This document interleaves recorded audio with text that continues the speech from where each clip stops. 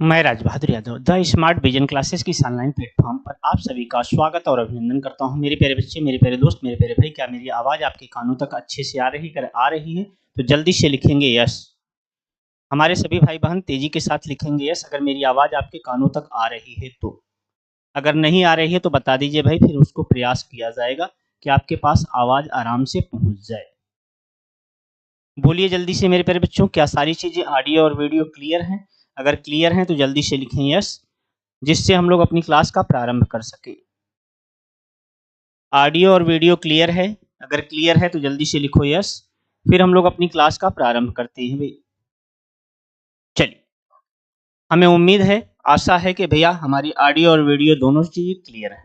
CTET exam 2026 नया batch प्रारंभ। मेरे प्यारे बच्चे, सीटेट के लिए जो हमारा नया बैच प्रारंभ हो चुका है, हम आपको सॉल्व करा रहे हैं प्रीवियस ईयर के पेपर। कौन से पेपर? प्रीवियस ईयर में जो इसके पहले आपके पेपर हुए हैं। 2011 का पेपर आपने देख लिया। आज हम 2012 के पेपर की क्लास शुरुआत करने चल रहे हैं। तो प्रीवियस ईयर के जो क्वेश्चन पूछे गए हैं उनसे 2-4 क्वेश्चन आपको मदद जरूर मिलती है मेरे प्यारे बच्चे, तो इसलिए आप प्रीवियस ईयर के क्वेश्चनों को जरूर ध्यान रखिएगा। तो चलिए, बिना देर किए हुए आज की सेशन की शुरुआत की जाती है। पहला क्वेश्चन, ये 29 जनवरी 2012 को पेपर हुआ था मेरे प्यारे बच्चे। तो चलिए इसको शुरू करते हैं। पहला प्रश्न आपके स्क्रीन पे है। कह रहा है पहला प्रश्न, मंदिरा पहली कक्षा में पढ़ती है और वह मुझे आम बहुत अच्छा लगता है। मुझे आम बहुत अच्छा लगता है, तो यहाँ पे देखो बेटा, मुझे का प्रयोग किया है। मुझे क्या है? आपका सर्वनाम है। क्या है मेरे प्यारे दोस्त? सर्वनाम है। मुझे आम बहुत अच्छा लगता है। मैं थक गई। क्या है? मैं थक गई। यहाँ पे सर्वनाम का तो इसने प्रयोग कर दिया है। क्या इस सर्वनाम के साथ बाकी सारी चीजें क्या सटीक प्रयोग किया गया है कि नहीं किया गया है? तो आइए देख लेते हैं बेटा। लिंग, वचन, क्रिया आदि की दृष्टि से सर्वनाम का प्रयोग करना जानती है। केवल सर्वनाम का ही प्रयोग करना जानती है। मेरे प्यारे बच्चे, मैं थक गई, यहाँ पे देखो थकना और गई, ये वाक्य एकदम शुद्ध इसने प्रयोग किया है। इसका मतलब इसे लिंग वचन का भी ध्यान है। केवल लिंग की दृष्टि से सर्वनाम का समुचित प्रयोग कर सकती है, तो ये ऐसा भी नहीं है मेरे प्यारे बच्चे। केवल मैं वाले वाक्य ही बोल सकती है, तो ये ऐसा भी नहीं है। अगर वो मैं और मुझे का प्रयोग दोनों का प्रयोग कर रहे तो मैं वाले वाक्य ही केवल बोलना नहीं जानती। तो यहाँ पे आपका राइट आंसर क्या हो जाएगा? ये किसका प्रयोग कर सकती है मेरे प्यारे बच्चे? तो आप जल्दी से आंसर कर दीजिए। यहाँ पे ए मंदिरा किसका किसका प्रयोग कर सकती है? इसे लिंग का भी ज्ञान है, इसे वचन का भी ज्ञान है, इसे क्रिया का भी ज्ञान है। इनका समुचित रूप से इसने प्रयोग किया है बेटा। क्या, कैसा प्रयोग किया है? समुचित रूप से बालिका ने प्रयोग किया है। अगले पॉइंट पे आओ, अगला क्वेश्चन देखते हैं। भाषा। अगला प्रश्न आपके स्क्रीन पे है। देखो क्या कह रहा है बेटा, भाषा। केवल एक शब्द लिखा है। क्या लिखा है? भाषा। भाषा नियमों की जानकारी से ही निखरती है। भाषा नियमों के जानकारी से ही निखरती है। विद्यालय में ही सीखी जाती है। एक नियमबद्ध व्यवस्था है, सदैव व्याकरण के नियमों का ही अनुगमन करती है। तो भाषा सदैव नियमों के, व्याकरण के नियमों का अनुगमन करती है तो नहीं मेरे प्यारे बच्चे। हमें एक चीज ये बताओ, जो बच्चे स्कूल नहीं जाते हैं, क्या वो बोलते नहीं है? तो बोलते हैं भाई। इसका मतलब व्याकरण के नियमों का ही अनुगमन नहीं करती। एक गलत। नियमों की जानकारी से ही निखरती है। जरूरी नहीं भाषा बोलने में नियम की जानकारी होनी चाहिए, ये भी गलत है आपका। विद्यालय में ही सीखी जाती भाषा तो हम कहीं पे भी सीख सकते हैं, समाज में, परिवेश में, परिवार में, कहीं भी हम सीख सकते हैं बेटा, ये भी गलत है। तो भाषा क्या होती है? एक नियमबद्ध व्यवस्था है। क्या है? भाषा एक नियम में बंधी हुई व्यवस्था है। मेरे प्यारे बच्चे, भाषा अर्जित की जाती है। क्या की जाती है? भाषा अर्जित की जाती है। जानते हो इसका हम क्या करते हैं? अर्जन करते हैं। भाषा अर्जित की जाती है। भाषा और क्या होती है मेरे प्यारे बच्चे? तो आप बताएंगे भाषा संवादात्मक होती है। कैसी होती है बेटा? ये संवादात्मक होती है। भाषा संवादात्मक होती है। इसमें क्या किए जाते हैं? संवाद किए जाते हैं। क्या किए जाते हैं मेरे प्यारे दोस्त? संवाद किए जाते हैं। अगले पॉइंट पे आएंगे, अगला प्रश्न देखेंगे। अगले प्रश्न में कह रहा है भाषा की पाठ्य पुस्तक का निर्माण करते समय सबसे कम महत्वपूर्ण बिंदु कौन सा है। मेरे प्यारे बच्चे, भाषा की पाठ्य पुस्तक का निर्माण करते हैं, इसमें सबसे कम महत्वपूर्ण इसमें क्या है, भाषा की विभिन्न छटाएं। तो भाषा की विभिन्न छटाएं का होना आवश्यक होता है बेटा, एकदम आवश्यक होता है। भाषा में आपकी विविधता, भाषा की विभिन्न छटाओं का यहाँ पे प्रयोग किया जाना चाहिए। अभ्यासों में वैविध्य, जो अभ्यास प्रश्न दिए जाते हैं बेटा उसमें क्या होनी चाहिए, पता लगा एक ही तरह के सवाल दे दिए जाएंगे तो आपकी पुस्तक अच्छी नहीं मानी जाती, उसमें क्या होनी चाहिए, विविधता होनी चाहिए। पाठों की संख्या, विषय वस्तु में वैविध्य। मेरे प्यारे बच्चे, जो आप विषय वस्तु तैयार कर रहे हैं उसमें भी क्या होनी चाहिए, विविधता होनी चाहिए। तो यहाँ पे कौन सा सबसे कमजोर बिंदु है, पाठों की संख्या। अब पाठों की संख्या आप कम भी रख सकते हो, ज्यादा भी रख सकते हो पाठ्य पुस्तक का निर्माण करते समय। अब उसको आपको देखना है किस क्लास के बच्चे के लिए आप पाठ्य पुस्तक तैयार कर रहे हो, एक के लिए कि दो के लिए, तीन के लिए, चार के लिए, पांच के लिए, छह के लिए, जिस अनुसार आपका बच्चे का माइंड डेवलप होता है उसी और उसके पुस्तकों के पाठों की संख्या घटाई और बढ़ाई जाती है। तो मेरे प्यारे बच्चे, यहाँ पे आपका कौन सा विकल्प होगा, सी विकल्प, तीसरा विकल्प आपका राइट आंसर है। कौन सा विकल्प, तीसरा विकल्प आपका राइट आंसर है। क्वेश्चन नंबर 3 का तीसरा आपका करेक्ट आंसर है। क्वेश्चन नंबर 4 आपकी स्क्रीन पे है। एक से अधिक भाषाओं का प्रयोग, किसकी बात कर रहा है बेटा, एक से अधिक भाषाओं का प्रयोग किसी भी एक भाषा में निपुणता में बाधक है, कक्षाई जटिलताओं को बढ़ाता है, शिक्षकों के लिए गहन समस्या है, संज्ञात्मक विकास में सहायक है। तब आपको बताना है एक से अधिक भाषाओं का प्रयोग इसमें से किसके लिए की जाती है। तो देखते हैं हमारे किस भाई बहन का करेक्ट आंसर यहाँ पे आता है।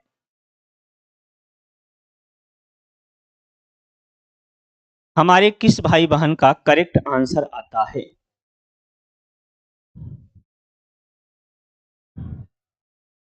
एक से अधिक भाषाओं का प्रयोग, देखते हैं हमारे किस भाई बहन का करेक्ट आंसर आता है। मेरे प्यारे बच्चे, एक से अधिक भाषाओं का प्रयोग किसी भी एक भाषा में निपुणता में बाधक है, तो एकदम यहाँ पे बाधा पहुंचेगी। कक्षाई जटिलताओं को बढ़ाता है, भाई अगर कई भाषाओं का प्रयोग किया जाएगा तो वहां पे कक्षा में क्या होगी, जटिलता होगी, कठिनाई होगी। शिक्षकों के लिए गहन समस्या है, एकदम गहन समस्या होगी। पता लगा आपकी क्लास में वहां पे केवल क्या बैठा है, हिंदी भाषी बच्चा बैठा है, तो वहां पे अगर तमिल का भी प्रयोग किया जाएगा तो ये हिंदी भाषा वाला डिस्टर्ब हो जाएगा। अगर तेलुगु का प्रयोग किया जाएगा तो हिंदी भाषा वाला तो डिस्टर्ब होगा ही होगा, हो सकता है तमिल भाषा वाला भी डिस्टर्ब हो जाएगा। तो इसलिए बेटा शिक्षकों के लिए गहन समस्या है, वो किसमें प्रयोग करे, बहुभाषी कक्षा है तो उसमें किसमें प्रयोग करे। तो यहाँ पे किसमें सहायक होता है, संज्ञात्मक विकास में क्या होता है मेरे प्यारे बच्चे, सहायक होता है। किसमें होता है, संज्ञानात्मक विकास में। ये संज्ञात्मक नहीं बेटा, ये संज्ञानात्मक है। क्या है, संज्ञानात्मक विकास में सहायक होता है। संज्ञानात्मक विकास में क्या होता है, सहायक होता है। तो डी विकल्प आपका करेक्ट आंसर है। अगले प्रश्न पे आ जाओ। क्वेश्चन नंबर 4 कह रहा है भाषा अर्जन और भाषा अधिगम के संदर्भ में कौन सा कथन सही नहीं है। यहाँ पे अर्जन और अधिगम दो चीजें दी गई हैं। क्या है मेरे प्यारे बच्चे, एक तो आपको अर्जन दे रहा है, दूसरा क्या दे रहा है, अधिगम दे रहा है। भावना रावत, जय हिंद सर, जय हिंद मेरे प्यारे बच्चे। यहाँ पे जो प्रश्न है भाषा अर्जन और भाषा अधिगम के संदर्भ में कौन सा कथन सही नहीं है, तो आपको जल्दी से बताना है मेरे प्यारे बच्चे। भाषा अर्जन और भाषा अधिगम के संबंध में कौन सा कथन सही नहीं है, तो तेजी के साथ मेरे प्यारे बच्चे आंसर करके बताएं। तेजी के साथ हमारे सभी बच्चों का यहाँ पे आंसर आना चाहिए भाई।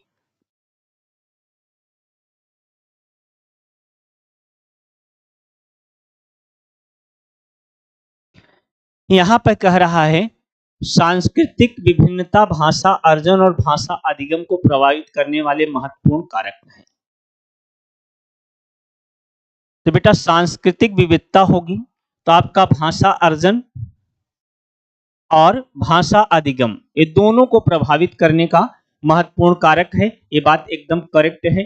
भाषा अर्जन में विभिन्न संकल्पनाएं मातृभाषा में बनती हैं। भाषा अधिगम में कभी भी अनुवाद का सहारा नहीं लिया जाता। भाषा अर्जन सहज और स्वाभाविक होता है जबकि भाषा अधिगम प्रयासपूर्ण होता है। मेरे प्यारे बच्चे भाषा का अर्जन कैसे होता है बेटा? सहज होता है, लेकिन अगर हम अधिगम की बात करते हैं तो अधिगम में हमें क्या करना पड़ता है? प्रयास करना पड़ता है। ये भी बात सही है।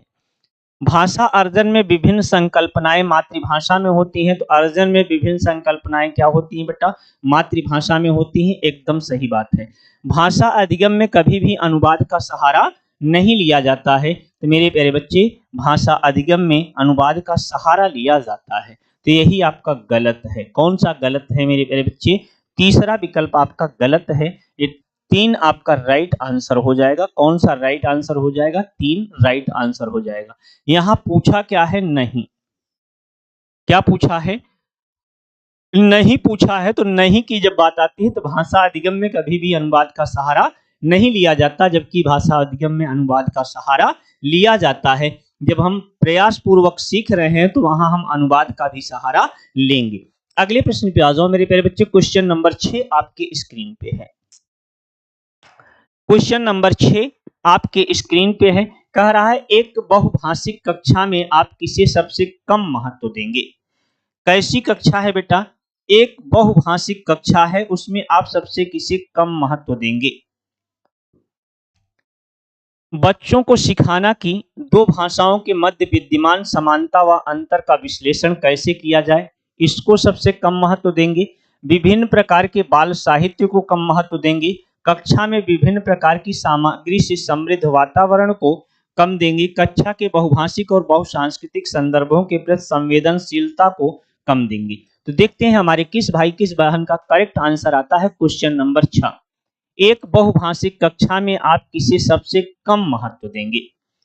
विभिन्न प्रकार के बाल साहित्य को आप तो महत्व देंगे ही देंगे भैया, ये तो सही बात है। कक्षा में विभिन्न प्रकार की सामग्री से समृद्ध वातावरण आपको तैयार करना पड़ेगा अगर बहुभाषिक कक्षा है। कक्षा के बहुभाषिक और बहुसांस्कृतिक संदर्भों के प्रति आपको क्या रहना है? संवेदनशील रहना है बेटा, ये भी होना चाहिए। लेकिन यहाँ पे देखो बेटा पहला विकल्प आपका क्या है? क्या कह रहा है पहले विकल्प में? बच्चों को सिखाना कि 2 भाषाओं के मध्य विद्यमान समानता व अंतर का विश्लेषण कैसे किया जाता है। कैसे किया जाता है, इसी पॉइंट को हम सबसे कम महत्व देंगे। तो यहाँ पे ए विकल्प आपका राइट आंसर है। कौन सा विकल्प मेरे दोस्त? ए विकल्प आपका करेक्ट आंसर है। कौन सा विकल्प? ए विकल्प। क्वेश्चन नंबर 7 प्राथमिक स्तर पर भाषा की पाठ्य पुस्तकों में किस तरह की रचनाओं को स्थान दिया जाना चाहिए? किसकी बात कर रहा है बेटा? प्राथमिक स्तर पर भाषा की पाठ्य पुस्तकों में किस तरह की रचनाओं को स्थान दिया जाना चाहिए? केवल कहानियां और कविताएं होनी चाहिए, विदेशी साहित्य की रचनाएं होनी चाहिए, ये ऐसी रचनाएं जो बच्चों के परिवेश से जुड़ी हों और जिनमें भाषा की अलग अलग छटाएं हों, जो प्रत्यक्ष रूप से मूल्यों पर आधारित हों। मेरे प्यारे बच्चे अगर आप प्रत्यक्ष वाली पाठ्य पुस्तक में रचना रहेगी तो क्या सही नहीं है? तो आप कहेंगे एकदम ये गलत बात है। प्रत्यक्ष और अप्रत्यक्ष दोनों मूल्यों पर ये आधारित हो सकती है। केवल कहानियां होंगी आपकी तो भैया ये भी गलत बात है। केवल कहानियां जरूरी नहीं है कि उसमें केवल क्या हो? कहानियां और कविताएं ही हो, ये भी बात गलत है। विदेशी साहित्य जरूरी नहीं है मेरे प्यारे बच्चे, लेकिन ये ऐसी रचनाएं जो बच्चों के परिवेश से जुड़ी हों और जिनमें भाषा की अलग अलग छटाएं हों। अगर ये आपका 3 नंबर आंसर करोगे बेटा तो आपका आंसर एकदम करेक्ट होगा। क्या लगाया है? अगर आपने 3 नंबर आंसर लगाया है, ये ऐसी रचनाएं जो बच्चों के परिवेश से जुड़ी हों, जिसमें भाषा की अलग अलग छटाएं हों या अलग छटाएं हों। अगले प्रश्न पे आएंगे मेरे प्यारे बच्चे। निम्नलिखित में से कौन सा द्वितीय भाषा शिक्षण का उद्देश्य नहीं है? अब देखो बेटा उद्देश्य है कौन कौन से और कौन सा उद्देश्य नहीं है, तो जरा ध्यान से इस प्रश्न को करने का प्रयास करिएगा। क्या कह रहा है भाई इसमें, निम्नलिखित में से कौन सा द्वितीय भाषा शिक्षण का उद्देश्य नहीं है। द्वितीय भाषा शिक्षण का आपको उद्देश्य बताना है, कौन सा नहीं है। तो मेरे प्यारे बच्चे, बोलने की क्षमता के अनुरूप लिखने की क्षमता का विकास करना, ये द्वितीय भाषा शिक्षा का उद्देश्य है बेटा। विभिन्न क्षेत्रों स्थितियों में हिंदी की विभिन्न प्रयुक्तियों को समझने की योग्यता का विकास करना, ये भी आपका है। हिंदी के व्याकरणिक नियमों को कंठस्थ करना। मेरे प्यारे बच्चे, जैसे ही कंठस्थ करना आएगा, ये आपका क्या हो गया, निगेटिव हो गया। क्या हो गया, निगेटिव हो गया। जैसे ही निगेटिव आपको मिल जाए बेटा, उसी को आप क्या कर देना, आंसर कर देना। यहाँ पे आपका क्या मिल गया भैया, कंठस्थ करना हमारी व्याकरणिक नियमों को कंठस्थ करना हमारे इस पेडागॉजी में नहीं है। दैनिक जीवन में हिंदी में समझने तथा बोलने की क्षमता का विकास करना, ये तो एकदम करेक्ट आंसर है मेरे प्यारे बच्चे। तो यहाँ पे आपका राइट आंसर कौन सा विकल्प हो जाएगा बेटा, ये सी विकल्प आपका राइट आंसर हो जाएगा। निगेटिव और पॉजिटिव के अनुसार एक दिन आपको कीवर्ड लिखा देंगे बेटा, जिससे आप आसानी से इन प्रश्नों को कर ले जाओगे, लेकिन अभी नहीं, अभी पहले आप कॉन्सेप्ट पे चले। अगले प्रश्न पे आ जाओ। आज के सेशन का 9वां प्रश्न है, क्वेश्चन नंबर 9। हिंदी भाषा का मूल्यांकन करते समय आप सबसे ज्यादा किसे महत्व देंगे। हिंदी भाषा का मूल्यांकन करते समय आप सबसे ज्यादा किसे महत्व देंगे। देखते हैं हमारे किस बच्चे का करेक्ट आंसर यहां पे आता है।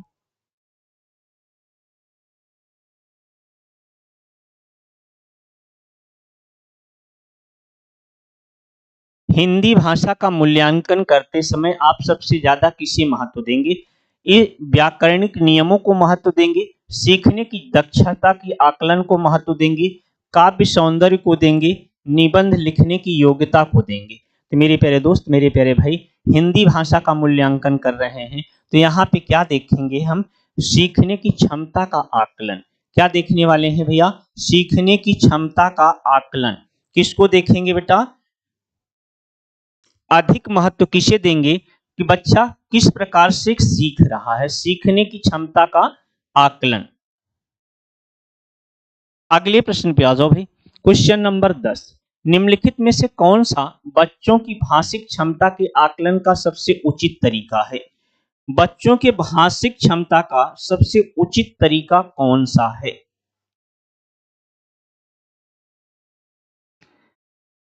संज्ञा शब्दों के दो उदाहरण दीजिए। ये है बादल, आसमान, चिड़िया। बच्चे के साथ साथ संज्ञा शब्दों का प्रयोग करते हुए एक कहानी लिखिए। संज्ञा की परिभाषा को पूरा कीजिए, संज्ञा को परिभाषित कीजिए। मेरे प्यारे बच्चे, निम्नलिखित में से बच्चों कौन सा बच्चों की भाषिक क्षमता के आकलन का सबसे उचित तरीका है। बच्चों की भाषिक क्षमता का आकलन आप कैसे कर सकते हैं। तो भैया, बादल, इसको आसानी से बच्चा समझ लेगा। आसमान, चिड़िया, बच्चे के साथ साथ संज्ञा शब्दों का प्रयोग करते हुए एक कहानी लिखना, इसका मतलब ये 2 नंबर का विकल्प आपका करेक्ट आंसर होगा। कौन सा करेक्ट आंसर है बेटा, 2 नंबर का विकल्प ये आपका एकदम राइट आंसर है। कौन सा आंसर, 2 नंबर का प्रश्न, 10 नंबर के प्रश्न में जिन बच्चों ने 2 विकल्प लगाया होगा, बी विकल्प लगाया होगा, उनका एकदम करेक्ट आंसर है। Question number 11। बच्चों की मौखिक अभिव्यक्ति का विकास करने के लिए सबसे प्रभावी तरीका कौन सा है। किसकी बात कर रहा है बेटा, मौखिक अभिव्यक्ति। किसकी बात कर रहा है, मौखिक अभिव्यक्ति की बात कर रहा है। लिखने की बात नहीं कर रहा है, पढ़ने की बात नहीं कर रहा है, बल्कि मौखिक अभिव्यक्ति की बात कर रहा है। मौखिक, मौखिक शब्द किससे मिलकर बना हुआ है, मुख से मिलकर बना हो, मुख में एक प्रत्यय लगा है। तो मेरे प्यारे बच्चे, मुख की बात आई है यहाँ पे। संवाद अदायगी से होगा, व्याकरण आधारित संरचना अभ्यास से होगा, अपने अनुभवों का वर्णन करना होगा, बातचीत करना होगा।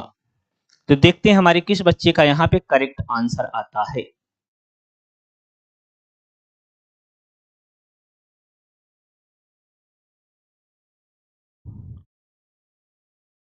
सबसे कम प्रभावी तरीका पूछा है बेटा।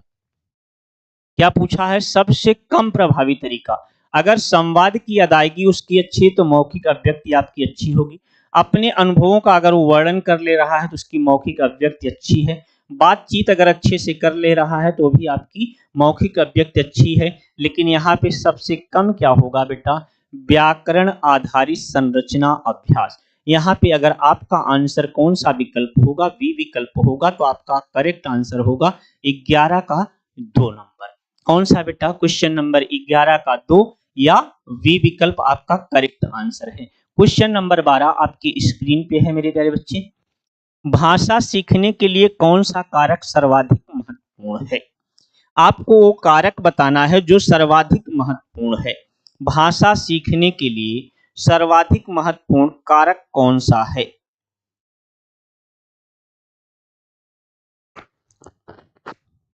भाषा सीखने के लिए कौन सा कारक सर्वाधिक महत्वपूर्ण है?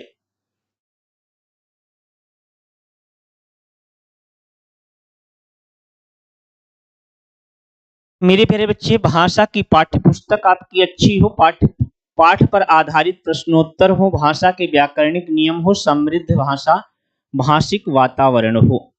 भाषा सीखने के लिए सबसे सर्वाधिक महत्वपूर्ण कारक कौन सा है मेरे प्यारे बच्चे? अगर हमारे आसपास का परिवेश, हमारा आसपास का वातावरण या मेरे विद्यालय का वातावरण अगर अच्छा है, समृद्ध है, तो वहां हमें भाषा सीखने में क्या होगी, आसानी होगी। तो आपका राइट आंसर क्या हो जाएगा, समृद्ध भाषिक वातावरण। क्या हो जाएगा मेरे प्यारे बच्चे, समृद्ध भाषिक वातावरण। अगले प्रश्न पे आ जाओ। अगला प्रश्न देखते हैं बेटा। दृष्टिबाधित बच्चों को भाषा सिखाते समय, किसकी बात कर रहा है बेटा? दृष्टिबाधित बच्चों को भाषा सिखाते समय क्या करना चाहिए? दृष्टिबाधित बच्चों को भाषा सिखाते समय अधिक से अधिक मौखिक भाषा का प्रयोग करना चाहिए। उन्हें कक्षा में अलग बैठाना चाहिए ताकि उन पर विशेष ध्यान दिया जा सके। उन्हें विभिन्न भाषिक गतिविधियों में शामिल नहीं करना चाहिए। कम पाठों वाली पाठ्य पुस्तक का निर्माण किया जाना चाहिए। भाई ये तो सलूशन नहीं है। कम पाठों वाली पाठ्य पुस्तक उसे पढ़ाओ। उन्हें विभिन्न भाषिक गतिविधियों में शामिल नहीं करना, ये भी आपका क्या है, दोष है मेरे प्यारे बच्चे। उन्हें कक्षा में अलग बैठाना चाहिए, एकदम गलत बात है भाई। उन्हें कक्षा में अलग बैठाएंगे तो उनके कौशल का विकास नहीं होगा। यहाँ पे आपका राइट आंसर क्या होगा बेटा, अधिक से अधिक मौखिक भाषा का प्रयोग करना चाहिए। किस भाषा का प्रयोग करना चाहिए? भाषा सिखाते समय अधिक से अधिक मौखिक भाषा का क्या करना चाहिए, प्रयोग करना चाहिए। नेक्स्ट प्रश्न पे आएंगे हम लोग बेटा। आज के सेशन का 14 नंबर प्रश्न है। यहाँ पे कह रहा है बहुभाषिकता। किसकी बात कर रहा है? बहुभाषिकता मतलब बहुत सारी भाषाएं। भाषा सीखने में बहुत बड़ी बाधा है, भाषाई समृद्धि को खतरे में डालती हैं, भाषा सीखने में बाधा उत्पन्न करती हैं, भाषा सीखने में एक महत्वपूर्ण संसाधन है। बहुभाषिकता, ये बहुभाषिकता क्या है? भाषा सीखने में बहुत बड़ी बाधा है, एक गलत बात है। भाषाई समृद्धि को खतरे में डालती है, भाई ये भी तो गलत बात है। भाषा सीखने में बाधा उत्पन्न करती है, तो बहुभाषिकता से बाधा उत्पन्न नहीं होती है। भाषा सीखने में एक महत्वपूर्ण संसाधन है। यहाँ पे अगर डी विकल्प आपका होगा मेरे प्यारे दोस्त, तो आपका राइट आंसर होगा कौन सा विकल्प? डी विकल्प आपका करेक्ट आंसर है। कौन सा विकल्प आपका करेक्ट आंसर है? बहुभाषिकता क्या है? भाषा सीखने में एक महत्वपूर्ण संसाधन है। क्या है भाई? एक महत्वपूर्ण संसाधन है। 15 नंबर का प्रश्न है, बच्चे विद्यालय आने से पहले भाषा के चारों कौशलों पर पूर्ण अधिकार रखते हैं, अपनी भाषा की नियमबद्ध व्यवस्था की व्यवहारिक कुशलता के साथ आते हैं, कोरी स्लेट होते हैं, भाषा का समुचित उपयोग करने में समर्थ नहीं होते हैं। तो यहाँ पे आपको जल्दी से आंसर कर देना है मेरे प्यारे बच्चे।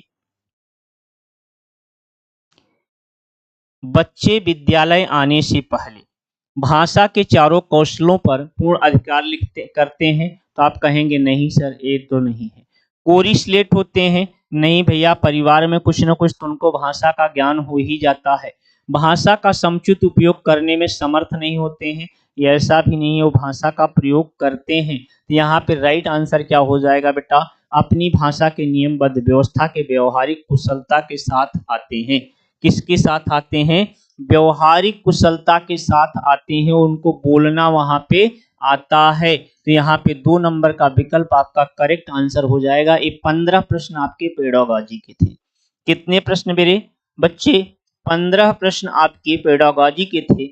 इसके बाद आपके 15 प्रश्न गद्यांश पर आधारित इसमें पूछे जाते हैं, जिसमें व्याकरण भी होता है। तो यहाँ पे एक गद्यांश दिया गया है।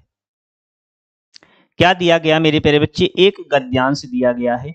इस गद्यांश से आपको उत्तर निकालना है। क्या निकालना है? उत्तर निकालना है। गद्यांश को 2 बार भली भांति पढ़िए। कैसे पढ़ेंगे? 2 बार भली भांति पढ़ेंगे तो देखते हैं बेटा इस गद्यांश को कितना बड़ा किया जा सकता है मेरे द्वारा। अब इससे ज्यादा हम बड़ा नहीं कर सकते बेटा इसको। इस गद्यांश को हम इससे ज्यादा बड़ा नहीं कर सकते हैं। इसको थोड़ा सा और ऊपर ले चलते हैं तो देखते हैं थोड़ा सा हो सकता है और बड़ा हो जाए। क्या हो जाए? थोड़ा सा और बड़ा हो जाए।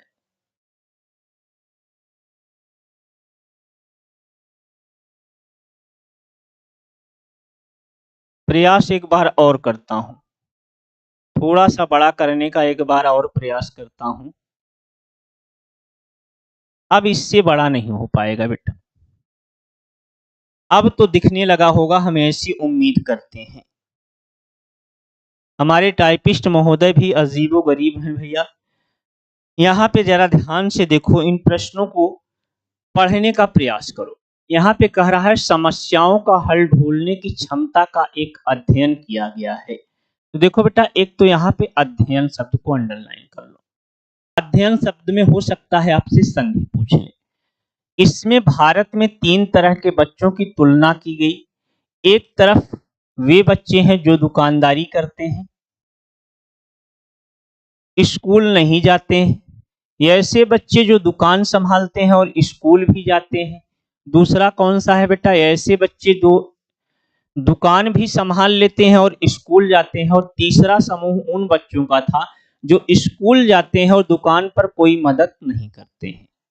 कहाँ जा रहे हैं? स्कूल जा रहे हैं, लेकिन दुकान पर कोई मदद नहीं करते हैं। तो भारत में कितने तरह के बच्चे मिल रहे हैं बेटा? 3 तरह के आपके बच्चे मिल रहे हैं। कौन कौन से बच्चे हैं? एक तरफ वे बच्चे जो दुकानदारी करते हैं, स्कूल नहीं जाते। दूसरा ऐसे बच्चे जो दुकान संभालते हैं और स्कूल भी जाते हैं। और तीसरा समूह ऐसा है जो स्कूल जाते हैं पर दुकान पर कोई मदद नहीं करते। उनसे गणना की इबारती सवाल पूछे गए। दोनों ही तरह के सवालों में उन स्कूली बच्चों ने जो दुकानदार नहीं है, मौखिक गणना या मनगणित का प्रयोग बहुत कम किया। वनस्पित उनके दुकानदार जो थे, स्कूली बच्चों ने ऐसी गलतियां भी की हैं जिनका कारण नहीं समझा जा सकता। इससे यह साबित होता है कि दुकानदारी से जुड़े हुए बच्चे हिसाब लगाने में गलती नहीं कर सकते, क्योंकि इसका सीधा असर उनके काम पर पड़ता है। जबकि स्कूलों के बच्चे वही हिसाब लगाने में अक्सर भयंकर गलतियां कर देते हैं। इससे यह स्पष्ट होता है कि जिन बच्चों को रोजमर्रा की जिंदगी में इस तरह के सवालों से जूझना पड़ता है, वे अपने लिए जरूरी गणितीय क्षमता हासिल करते हैं। लेकिन साथ ही इस बात पर भी गौर करना महत्वपूर्ण है कि इस तरह की दक्षताएं एक स्तर तक और एक कार्य क्षेत्र तक सीमित होकर रह जाती हैं। इसलिए वे सामाजिक और सांस्कृतिक परिवेश जो कि ज्ञान को बनाने व बढ़ाने में मदद करते हैं, वहीं उस ज्ञान को संकुचित और सीमित भी कर सकते हैं। इतना बड़ा एक गद्यांश है मेरे प्यारे बच्चे। इस पे जो प्रश्न पूछे जा रहे हैं वो प्रश्न कौन कौन से हैं?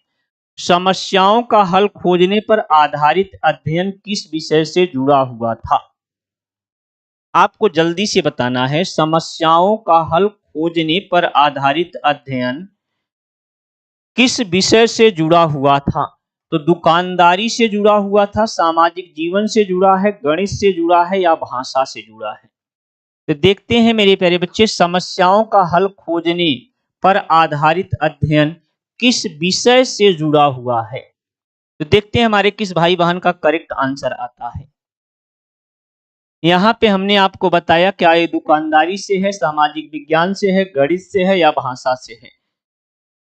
अगर गद्यांश पे हम आएंगे, गद्यांश पे आएंगे तो हमें मिलेगा बेटा, बच्चों ने जो दुकानदार नहीं है मौखिक गणना या मन गणित का प्रयोग बहुत कम किया है। उनके जो दुकानदार थे स्कूली बच्चों ने गलतियां भी की हैं। तो यहाँ पे क्या लगाना है बेटा? गणित लगाना था। क्या लगाना था? गणित लगाना था। यहाँ पे आपका कौन सा आंसर हो जाएगा? इस सी विकल्प, तीसरा विकल्प राइट आंसर हो जाएगा। अगर सी आपका भी आंसर है तो आपका आंसर करेक्ट है। किन बच्चों ने सवाल हल करने में मौखिक गणना का ज्यादा प्रयोग किया? किन बच्चों ने मौखिक गणना का ज्यादा प्रयोग किया? जो दुकानदारी करते हैं, जो सिर्फ स्कूल जाते हैं, जो बच्चे ना तो दुकानदारी करते हैं ना स्कूल जाते हैं, जो स्कूली बच्चे दुकानदारी नहीं करते हैं। मौखिक गणना का ज्यादा प्रयोग कौन करेगा बेटा? जब हम सामान लेते हैं वहां पैसा मांगते हैं तो कैलकुलेटर लेके बहुत कम बच्चे बैठते हैं, वो मौखिक गणना करते हैं। इसका मतलब यहाँ पे जो स्कूली बच्चे दुकानदारी नहीं करते हैं तो नहीं मेरे प्यारे बच्चे, जो बच्चे ना तो दुकानदारी करते हैं ना ही स्कूल जाते हैं तो ये भी गलत है। जो सिर्फ स्कूल जाते हैं ये भी गलत है। जो दुकानदारी करते थे उन्होंने क्या किया? मौखिक रूप से प्रयोग ज्यादा किया। तो यहाँ पे आपका राइट आंसर कौन सा विकल्प हो जाएगा? ए विकल्प आपका करेक्ट आंसर हो जाएगा। 17 का ए आपका राइट आंसर है। किसका ए मेरे प्यारे बच्चे? 17 का ए आपका राइट आंसर है। क्वेश्चन नंबर 18, अनुच्छेद के आधार पर कहा जा सकता है कि, क्या कहा जा सकता है अनुच्छेद के आधार पर? बच्चों को गणित सीखने के लिए दुकानदारी करनी चाहिए? नहीं मेरे प्यारे दोस्त, मेरे प्यारे भाई, ऐसा नहीं है। बच्चों को गणित सीखना चाहिए, सिर्फ दुकानदार बच्चे ही गणित सीख सकते हैं ऐसा भी नहीं है। बच्चे रोजमर्रा के जीवन में काम आने वाली दक्षताओं को स्वतः ही हासिल कर सकते हैं। तो मेरे प्यारे दोस्त, मेरे प्यारे भाई, यहाँ पे अगर बी विकल्प आपने भी लगाया है या 2 नंबर लगाया है तो आपका राइट आंसर होगा। बच्चे क्या कर सकते हैं बेटा? रोजमर्रा के जीवन के में काम आने वाली दक्षताओं को स्वतः ही क्या कर सकते हैं? हासिल कर सकते हैं। अगले प्रश्न पे आ जाओ भाई।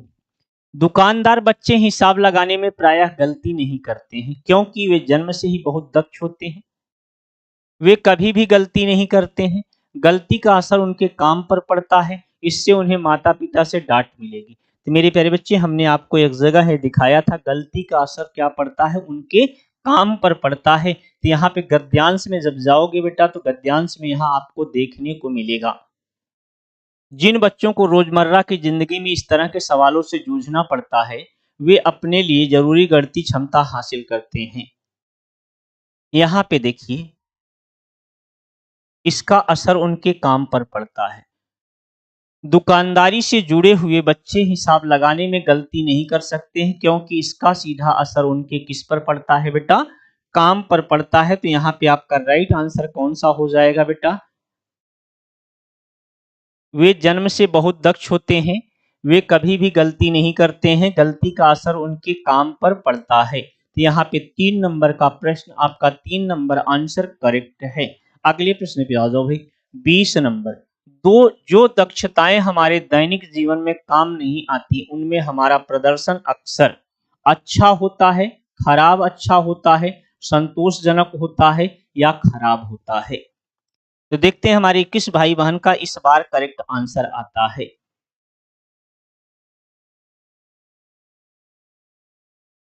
जो दक्षताएं हमारे दैनिक जीवन में काम नहीं आती उनमें हमारा प्रदर्शन कैसा होता है? अच्छा होगा?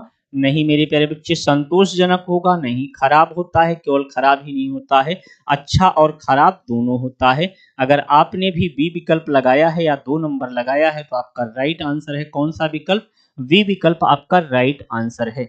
अगले प्रश्न पे आ जाओ। 21 नंबर का प्रश्न है, अनुच्छेद के आधार पे बताइए कि सामाजिक व सांस्कृतिक परिवेश ज्ञान को संकुचित कर सकता है, सीमित कर सकता है, बनाने में मदद भी करता है और उसे संकुचित सीमित भी कर सकता है। बनाने में मदद करता है, बनाने में सहायक है। तो देखते हैं हमारे किस बच्चे का यहाँ पे करेक्ट आंसर आता है।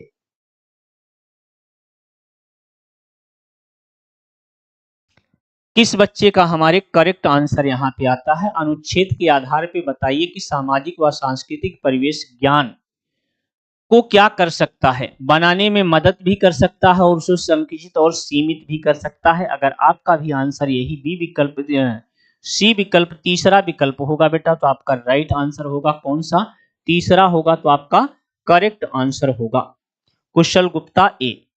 चलिए भाई, यहाँ पे बी विकल्प है, तीसरा विकल्प है। अगला प्रश्न है, इक प्रत्यय का उदाहरण है, इसमें कौन सा इक प्रत्यय का उदाहरण है।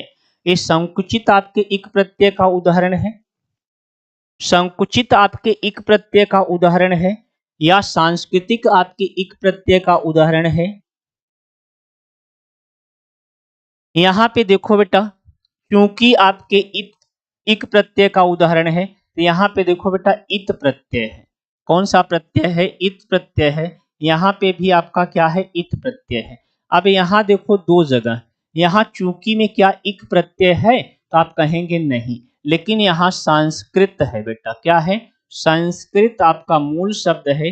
इस संस्कृत में क्या लगा है, इक प्रत्यय लगा है। तो जब इक प्रत्यय लगता है तो यहाँ आ वाले स्वर में वृद्धि हो जाती है, ये सांस्कृतिक हो जाएगा। क्या हो जाएगा, सांस्कृतिक हो जाएगा। ये 2 नंबर आपका करेक्ट आंसर हो जाएगा। 22 का 2 आपका राइट आंसर है। अगले प्रश्न पे आ जाओ। मन गणित का अर्थ क्या है। मन गणित का अर्थ क्या है, जल्दी से आंसर करके बताएं। मन गणित का अर्थ क्या है। देखते हैं हमारे किस भाई बहन का करेक्ट आंसर आता है। मन गणित किसे कहा जाता है। मन ही मन हिसाब लगाना, कठिन गणित, मनगढ़ंत गणित, मनपसंद गणित। मन गणित किसे कहा जाता है। जो मन ही मन हिसाब लगा ले बेटा, उसे हम क्या कहते हैं, मन गणित कहते हैं। ये विकल्प आपका राइट आंसर है। क्वेश्चन नंबर 23 का ए आपका करेक्ट आंसर है। किसका बेटा, 23 का ए आपका करेक्ट आंसर है। क्वेश्चन नंबर 24, संयुक्त क्रिया का उदाहरण कौन सा है। संयुक्त क्रिया, देखो भाई व्याकरण का प्रश्न है, इस संयुक्त क्रिया आपसे पूछा है। संयुक्त क्रिया का मतलब होता है दो क्रियाएं साथ साथ प्रयोग हो। कितनी क्रियाओं का, दो क्रियाओं का साथ साथ प्रयोग होना, दो क्रियाओं का साथ साथ प्रयोग होना। लेकिन आपको ये पता नहीं चलना चाहिए कौन सी क्रिया बाद में हुई है, कौन सी क्रिया पहले हुई है। यहाँ पे बेटा अध्ययन किया गया, दुकान संभालते हैं, हिसाब लगाते हैं, स्कूल जाते हैं। तो यहाँ पे देखिए दो क्रियाएं कहाँ हैं, किया और गया। किया और गया, इन दोनों में क्या आप अंतर कर सकते हो, तो आप कहोगे नहीं। यहाँ पे किया और गया में अंतर नहीं कर सकते हो, तो यही आपका राइट आंसर हो जाएगा बेटा। 24 का कौन सा विकल्प, ये विकल्प आपका करेक्ट आंसर है। क्वेश्चन नंबर 25 में बेटा एक गद्यांश पद्यांश दिया हुआ है। कविता को पढ़कर निम्नलिखित प्रश्नों में सबसे उचित विकल्प को चुनना है। हरा भरा जीवन अपना स्वस्थ रहे संसार। कैसा जीवन हो बेटा, हरा भरा अपना जीवन हो और स्वस्थ क्या रहे, पूरा संसार रहे। नदियां पर्वत हवा पेड़ से आती है बाहर। नदियां और पर्वत पेड़ से क्या आ रही है, हमारे जीवन में बाहर आ रही है। बचपन कोमल तन मन लेकर आए अनुपम जीवन लेकर। अनुपम का मतलब होता है सुंदर, क्या होता है, कोमल का अर्थ होता है मुलायम, तन का सर होता है शरीर। जग से तुम और तुमसे है प्यारा संसार। जग मतलब होता है संसार। हरा भरा हो जीवन अपना स्वस्थ रहे संसार। वृंद, वृंद का मतलब यहाँ पे समूह है बेटा। लताएं पौधे डाली चारों ओर भरे हरियाली। ये आपका पद्य दिया गया है। इस पद्य से आपको आंसर करना है। क्या करना है बेटा, आंसर करना है। मन में जगे उमंग यही है सृष्टि का उपहार। हरा भरा हो जीवन अपना स्वस्थ रहे संसार। मुश्किल से मिलता है जीवन हम सब इसे बनाए चंदन। पर्यावरण सुरक्षित ना हो तो वह सब बेकार। हरा भरा हो जीवन अपना स्वस्थ रहे संसार। हरा भरा जीवन का अर्थ क्या है मेरे प्यारे बच्चे। हरा भरा यहाँ पे जो जीवन की बात कर रहे हैं, हरा भरा हो जीवन, हरा भरा जीवन का मतलब क्या हो, आपका जीवन कैसा हो, खुशहाल हो। आओ देखते हैं प्रश्नों को। हरा भरा जीवन का अर्थ क्या है? खुशियों से परिपूर्ण जीवन, पेड़ पौधे से घिरा जीवन, रंग हरे रंगों से भरा जीवन, हरियाली से युक्त जीवन। तो मेरे प्यारे बच्चे जल्दी से आंसर करके बताएं यहाँ पे। पेडागॉजी कराएं बेटा, पेडागॉजी आपकी हर पेपर में 15 प्रश्न होते हैं बेटा। 15 प्रश्न आपके गद्यांश और पद्यांश पे आधारित होते हैं, दोनों के मिला के आपके 30 प्रश्न होते हैं। तो दोनों करना पड़ेगा बेटा, बिना दोनों के उद्धार नहीं होगा। हरा भरा जीवन का अर्थ क्या है मेरे प्यारे बच्चे? खुशियों से परिपूर्ण जीवन। कैसे परिपूर्ण जीवन बेटा? खुशियों से परिपूर्ण जीवन को हम हरा भरा जीवन कहते हैं। अगला प्रश्न है, कौन सी चीजें बाहर लेकर आती हैं? कौन सी चीजें बाहर लेकर आती हैं? मेरे प्यारे बच्चे, पेड़ों की हवा लेके आती हैं, नदियों की आवाज लेके आती है, पहाड़ों की चोटियां लेके आती हैं, समस्त प्राकृतिक उपादान लेके आते हैं। कौन सी चीजें बाहर लेके आ रही हैं मेरे प्यारे बच्चे? तो यहाँ पे देख लो भैया, हरा भरा जीवन, अपना स्वस्थ रहे संसार, नदियां, पर्वत, हवा, पेड़ से आती है बाहर। किससे आ रही है बेटा? नदियों से भी आ रही है, पर्वत से भी आ रही है, हवा से भी आ रही है, पेड़ से भी बाहर आ रही है। तो यहाँ पे आपका राइट आंसर क्या हो जाएगा? समस्त प्राकृतिक उपादान। क्या हो जाएगा बेटा? समस्त प्राकृतिक उपादान। ए डी विकल्प आपका राइट आंसर है। अगले प्रश्न पे आ जाओ, 26 का डी। 27 नंबर के प्रश्न पे आओ। कवि ने सृष्टि का उपहार किसे कहा है?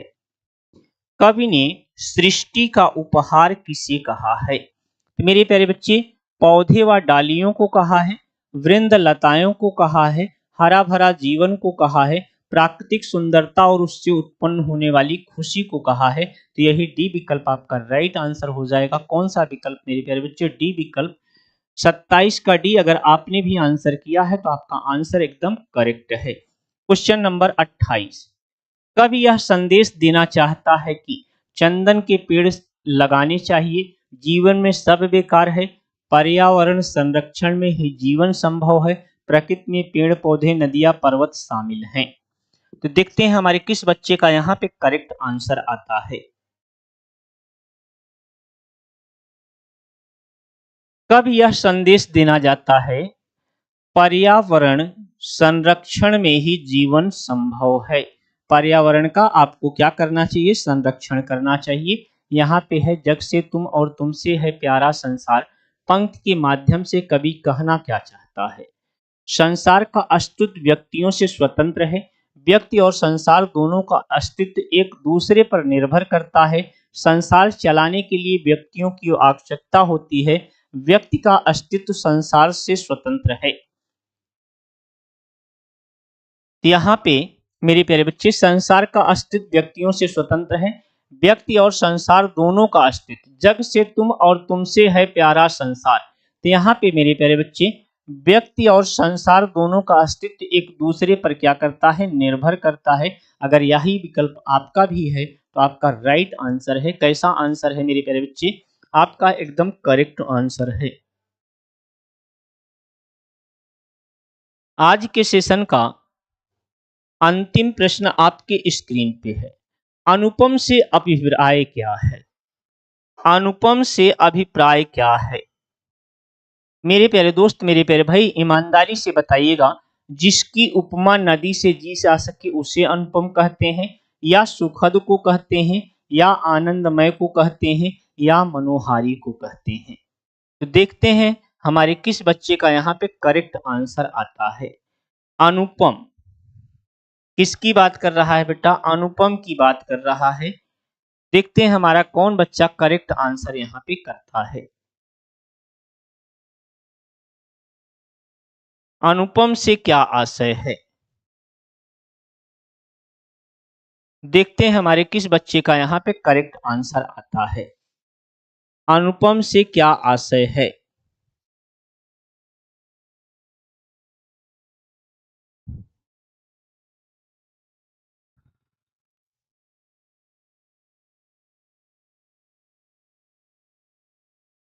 जिसकी उपमा नदी से ये बेटा नदी नहीं होगा, यहाँ पे नदी नहीं है बेटा, यहाँ पे नदी नहीं है। ना अलग है, दी अलग है। क्या है ये? ना आपका अलग है, दी आपका अलग है। याद रखिएगा, नदी नहीं है। जिसकी उपमा ना दी जा सके उसी को हम क्या कहते हैं बेटा? अनुपम कहते हैं। क्या कहते हैं? अनुपम कहते हैं। ए विकल्प आपका करेक्ट आंसर है। कौन सा विकल्प आपका करेक्ट आंसर है? ए विकल्प आपका करेक्ट आंसर है। अगर आपने भी ए विकल्प लगाया होगा दोस्त तो आपका आंसर काबिले तारीफ है। अगले प्रश्न पे आ जाओ बेटा। यूपी टेट 2026, इसके हमने हिंदी के जो भी आपके पेपर हुए हैं वो सारे पेपर हम सॉल्व करा चुके हैं। क्या करा चुके हैं? सॉल्व करा चुके हैं। आप द स्मार्ट विजन क्लासेस पे जाओ, ईवाईटी पे जाओ और वहां आपको सारी चीजें इसकी मिल जाएंगी। इसके लिए हमारा प्राइमरी का और जूनियर का दोनों का संघर्ष बैच स्टार्ट हो चुका है। इसमें आपको कुछ नहीं करना है, द स्मार्ट विजन क्लासेस को डाउनलोड कर लेना है और यहाँ पे आपको फ्री ऑफ कास्ट क्लास दी जा रही है। कैसी दी जा रही? फ्री ऑफ कास्ट क्लास दी जा रही है मेरे प्यारे बच्चे। जबकि फीस 7500 रुपए है दोनों की, लेकिन कितना फ्री में आपको सारी चीजें मिल रही हैं। अगले पॉइंट पे आओ। एनसीईआरटी बैच हमारा फाउंडेशन बैच हिस्ट्री का क्लास 6 टू 12 तक। एनसीईआरटी बैच फाउंडेशन हमारा साइंस का क्लास 6 टू 12 तक। एनसीईआरटी बैच फाउंडेशन हमारा ज्योग्राफी का क्लास 6 टू 12 तक। एनसीईआरटी बैच फाउंडेशन पॉलिटी का क्लास 6 टू 12 तक। इसके लिए भी आपको द स्मार्ट विजन एप्लीकेशन पे चले जाना है, वहां पे आपको क्लासेस मिलना शुरू हो जाएंगी। अवर कोर्सेज हमारे कौन कौन से कोर्स रन कर रहे हैं बेटा द स्मार्ट विजन क्लासेस पे? टीजीटी का कोर्स रन कर रहा है सभी सब्जेक्ट, पीजीटी का है, एलटी का है, जीआईसी का है, यूजीसी नेट जेआरएफ का है, सी टेट का है, यूपी टेट का है, एस टेट का है, डीएसएसबी का है, बीपीएससी का है, केबीएस का है, एनबीएस का है, ईएमआरएस का है। मेरे प्यारे दोस्त, मेरे प्यारे भाई, भरोसे का प्रतीक द स्मार्ट विजन क्लासेस, आपने हमारे साथ इतने बहुमूल्य समय को बिताया, उसके लिए हम दिल से आपको धन्यवाद देते हैं। जय हिंद, जय भारत, गुड नाइट, शुभ रात्रि। मेरे प्यारे बच्चों, आज की क्लास हमें यहीं पे समाप्त करने की दीजिए इजाजत।